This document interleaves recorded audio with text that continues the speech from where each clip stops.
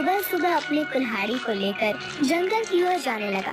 भोला रोज लकड़ियाँ तोड़कर लाता और गांव में जाकर बेचता। जो भी थोड़े पैसे मिलते उससे जैसे तैसे अपना पेट भरता। उस दिन जब भोला लकड़ी काटने गया, उसने देखा कि बहुत सारे पेड़ पहले से ही कटे हुए हैं। फिर अरे ये क्या, लगता है आज कलुआ मुझसे पहले आकर लकड़ियाँ तोड़कर चला गया।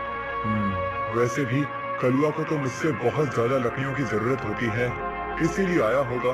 चलो अब जंगल के और अंदर जाना होगा। भोला और अंदर चला गया। उसने देखा कि बीच जंगल में बहुत से पेड़ थे। उन पेड़ों को देखकर अरे वाह, यहाँ पर तो बहुत सारे पेड़ हैं। अगले 2 महीनों तक भी रोज लकड़ियाँ काटूं तो भी कम नहीं पड़ेंगी।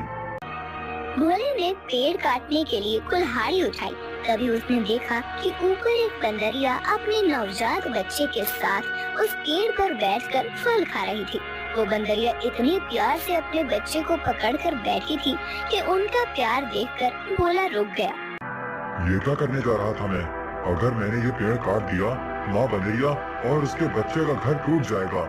नहीं, मुझे ऐसा नहीं करना चाहिए। शायद इस पेड़ पर बहुत सारे फल हैं, इसीलिए ये बंदरिया यहाँ रुकी होगी। चलो मैं कोई ऐसा पेड़ काटता हूँ जिस पर किसी जानवर या पंछी का घर ना हो। भोला और आगे चला गया। उसने अपनी जरूरत के अनुसार लकड़ियाँ काटी और उन्हें बेचने चला गया। ऐसे ही दिन बीतते रहते हैं। भोला रोज उस बंदरिया और उसके बच्चे को देखता। कभी कभी भोला बंदरिया को खिलाने के लिए घर से रोटी भी ले आता। एक दिन जब भोला लकड़ी काटने गया, तब उसने देखा कलुआ उसी पेड़ पर कुल्हाड़ी चला रहा था जिस पेड़ पर उस बंदरिया रहती थी। कलुआ को उस पेड़ को काटते देख अरे कलुआ, ये क्या कर रहे हो? ये कैसा सवाल है? भगवान ने आंखों की जगह बटन लगाकर भेजा है क्या? दिखाई नहीं देता? लकड़ी काट रहा हूँ। वो तो मैं देख रहा हूँ कलुआ, लेकिन इस पेड़ की लकड़ी क्यों काट रहे हो? किसी और पेड़ की लकड़ी काटो।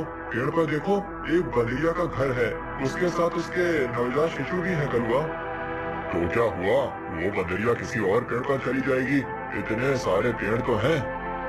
लेकिन कलुआ, लेकिन कुछ नहीं। चल निकल जा यहाँ से। आया बड़ा मुझे सिखाने वाला। और सुन, इस पेड़ को तो पूरा मैं ही काटूंगा। ये ध्यान रखना, तुझे चाहिए तो कहीं और चला जा, नहीं तो ये देख रहा है ना कुल्हाड़ी, मुझे जरा सी भी देर नहीं लगेगी इस कुल्हाड़ी को तुझ पर चलाने में।